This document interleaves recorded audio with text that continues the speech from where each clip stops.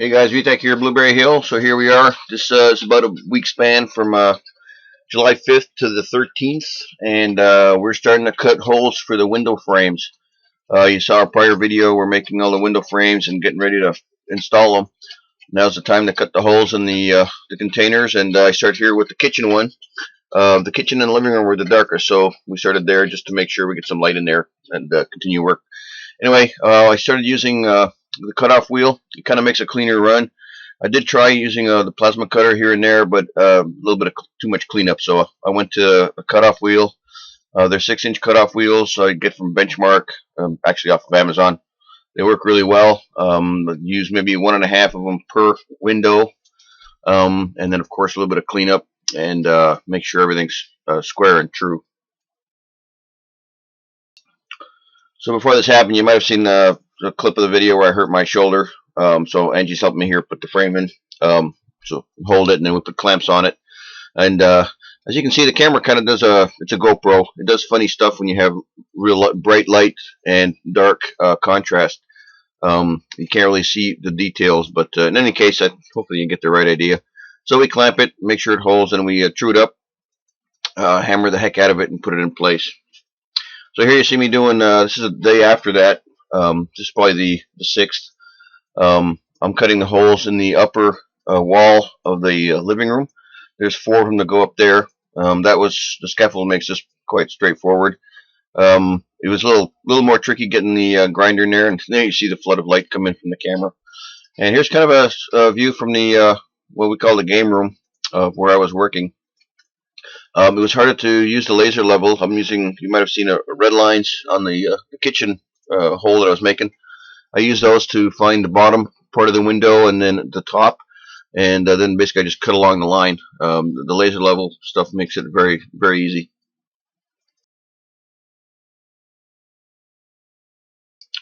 Up here I had to use basically just a level, make sure the hole was the right size, and then cut the holes. I cut all of them, and then I started putting the frames in.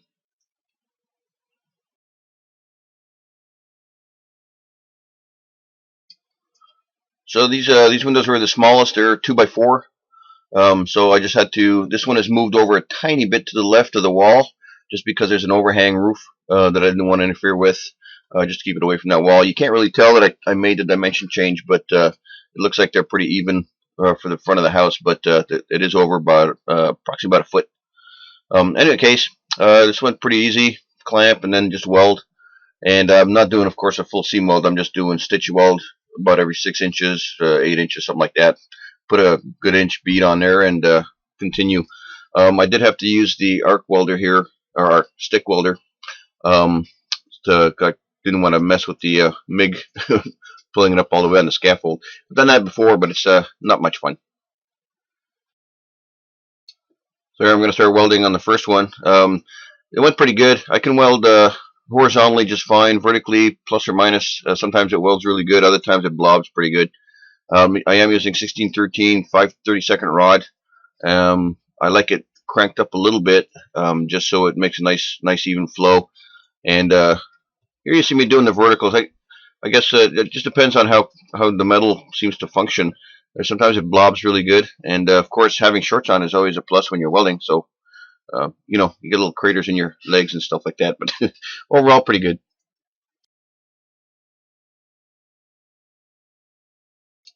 The most fun part is welding upside down with a stick, because that blobs really good. Actually, some of this was easier than doing the verticals, which is interesting to me. I still don't have an idea why. Sometimes it works really well, and other times it doesn't. Might be cleanliness or something. I don't know. Anyway, on to other things. So here I'm working on one of the office windows, I believe. You can see that red line at the top of the container. That's from the laser level. I have a 8-foot ladder that I set that on. And when it's dark, you can see it very well. It kind of fades away. It's not as bright as I would love it to be. It is when it's kind of dark inside. You can see the line really well. Once you start adding a lot of light, opening up all these windows, it was a little bit harder to see it. So I had to play with a marker and just try to find the line easier. And here's a little walkabout through the what I've done with the front windows. That let a lot of light in, of course, you can see. And yeah, we'll continue. So Jake and Pop came over to help out on the windows. I think Pop was actually painting the front windows while we were installing the frames. This is technically my office. The window that Jake's working on, the third one over from the left, that's the bathroom window.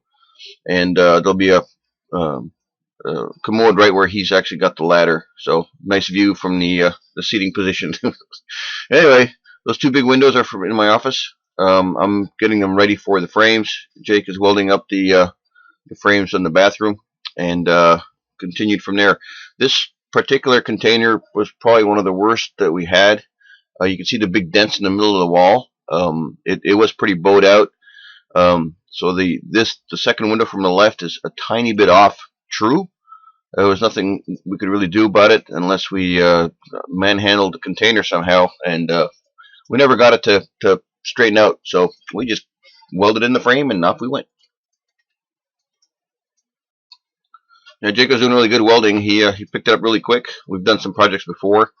He's double checking and all that. Takes the clamps off, and then we both move over to the left two windows. I cut them both out first, and then we started putting in the frames.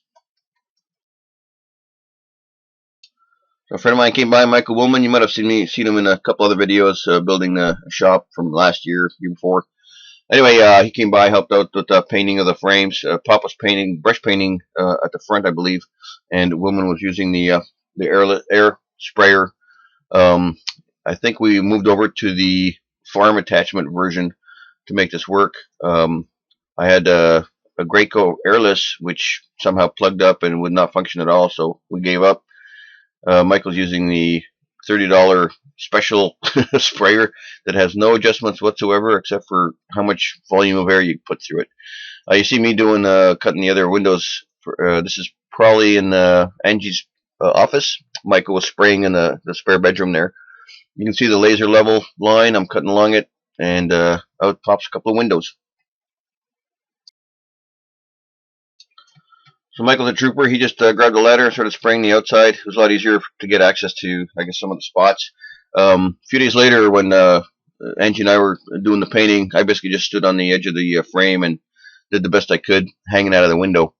You might see video of that or not. I'm not sure I shot that, but I think I did. Anyway, Michael did a pretty good job, so did Pop. And here I am. I'm doing where is this? This is in the what we call the apartment. Spare room apartment, and again, like you're seeing, all of these windows are all by 3 by 6. We had 23 of those sizes, and then a few 4 by 8, 4 by 6 out. Sorry, and just a rinse and repeat process. Takes I do 3-4 a day, and so it's a little bit slow go, but everything's working out. Now this part of the video came out pretty good for showing exactly what I had to do. I basically cut, I try to cut as straight to the line as I can. And then I have to try fit the frame. Doesn't fit, pull it out, grind it down, and then I use a dead blow to try to set it in place. And that works pretty good. I'm trying to get everything nice and evened out. And the windows are going to sit 1/4 inch on the inside of the frames, and I'll show you that later on. But anyway, make it true and make it work.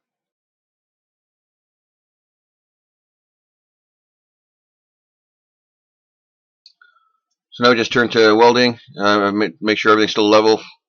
The laser level makes everything nice and plumb and level, so there's no real second guessing it. I'm just double checking. A couple of them I had to like pop over a little bit, but we've been on plumb for the whole time, so it makes it a lot easier. You can see the laser level line right at the top there. It's quite faint, but there it is anyway. The cutoff wheels, there I took the guard off, so if you see that, it's not 100% safe. I did drop a grinder on my foot. I didn't show you that, but we had the 40 grit grinder on it, and it took a little bit of chunk out of my shin and in my forearm. You might see pictures of that if you see me without my shirt. But anyway.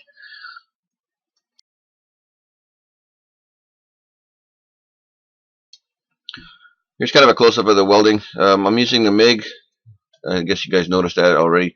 Everywhere I can, the MIG is a lot easier. It's quicker than the stick, and it's a lot less messy. So I bought 3 or 4 11-pound rolls of 030 steel, and then charge up the tank twice to do this. So it goes, use quite a bit of steel, but it works a lot easier. It's fast, and even the MIG, you don't have to have super clean metal, although it does help. You can see some of the soot that comes off of the painted area. It's ground a tiny bit, but not enough to make it super clean. So it burns that off, and then the weld works just fine.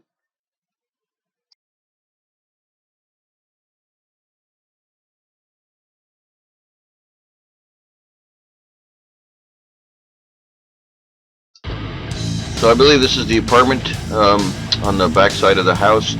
I cut the last window here, and then I move over to the master bedroom. I kind of did these because they were 3x6. Again, I still have a little shoulder problem, so I couldn't lift some of the heavier stuff. So I just decided to do all 3x6 size windows. Plus, we had them stacked in the living room, so it was easier to do that. Anyway, just cutting holes, and you'll see me start on the bedroom shortly. That had quite a few windows in it, and you'll see the result of that. It looks fantastic out the back once all the window frames were put in.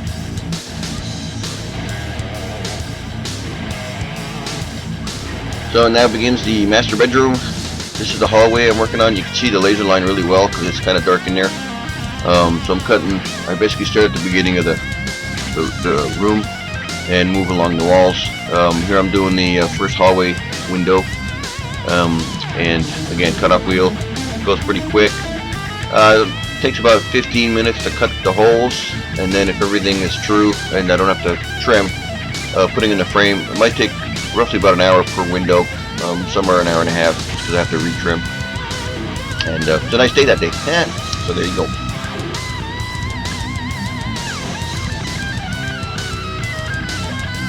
So I try to normally cut a hole and then put the frame in just to make the structure what it is. I don't think anything will happen if I cut a whole bunch of windows and then put the frames in one at a time. We did that in a couple of spots, but it seems more flimsy when I do it like that, of course. But you can tap on the walls and everything vibrates real good when I don't put the frames in. The frames are making it much more solid, in my opinion, and less vibratey. So the more we work on this, the stiffer the whole structure gets. And then, of course, once we spray foam, that'll be all that vibration will probably go away.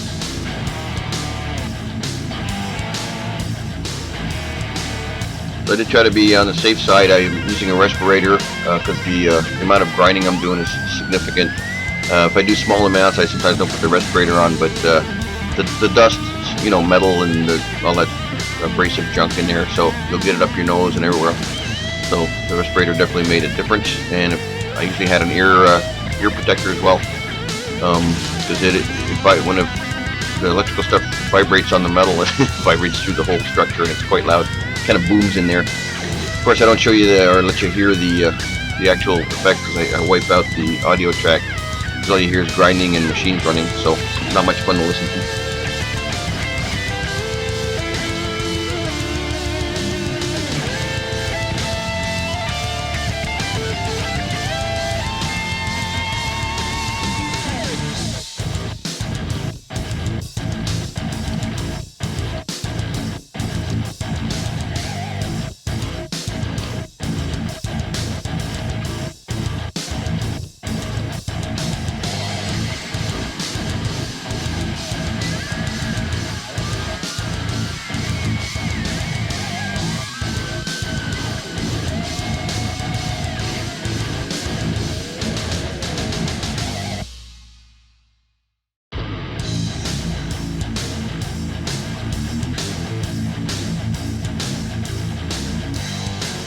There's more of a close-up of the grinding. The wheels are 6 inches when they start, and you do a couple of lines, and they deteriorate pretty good. These are the real thin ones. A lot of people hate them because they'll move on you if you load the angles of the grinder, which you shouldn't be doing anyway, because it'll break the discs if you're not careful. But it cuts really well. It cuts roughly a 16th-inch hole or line, so it's very easy to follow. There's a fresh disc. You can see me putting it on there. I feel like an astronaut when you put these things together. You can't touch anything, and it takes no movement when you have these big gloves on. But anyway, so here the only failure I've had with the welder, there it is. The ground wire melted and disconnected from the actual ground clamp, and I'm sitting there trying to make the welder work, and it wasn't working, and I thought I broke something. and then lo and behold, the wire basically just disintegrated from the ground. Easy fix. So here I'm working on the windows for our bedroom and the back of our master bedroom. This steel is thicker than the walls, and the structure is quite different. The doors have big frames all around them, and it turns out magically that they're perfectly wide for the windows, 3x6 windows. So I'm cutting out the inside structure only. A bit of a compromise. I didn't need the rectangular frames that I built for these particular windows. I built them in place. Here I'm using the plasma cutter to cut out the things I don't need, and each one of these doors between the containers was slightly different, so you can see that the supports are in a different spot on the very left to the one I'm working on. So nothing really consistent. You know, the dimensions are the same width and height, but the structures were a little bit different. Just took a little bit extra effort because there's a structural kind of a cross piece that I had to work through. I guess I could use a sawzall to cut that out, but I used put a fresh wheel on the cutoff wheel, ground through it, and then plasma cut the rest of it. Again, this is thicker steel, so it takes a little more effort, and then of course cleanup. And then I go back in and just put top and bottom frame pieces, 2x2 square tubing, to make the dimensions properly.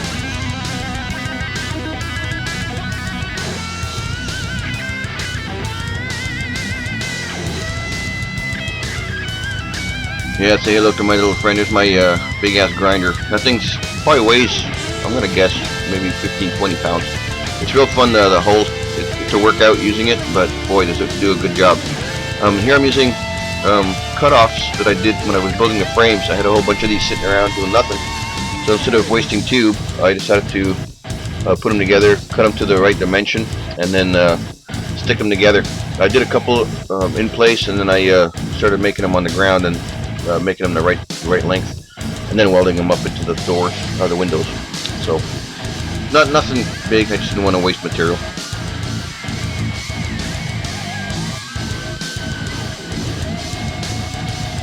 So these have a level and some magnets, and off we went. The magnets they're supposed to hold I believe 50 pounds each. I don't think they were doing that. They were having trouble holding, well, because we're not going straight to bare metal on the containers, but a little bit of paint there. But they sometimes slid a little bit, so I had to be a little more careful with them. Anyway, did the trick. I seamed these guys together. You can see the angle cut. I cut them to the proper dimension lengthwise, and then I stitch it together. I started building them on the floor, made them the proper length, and then I put them in place. That was a little bit easier. So no big deal.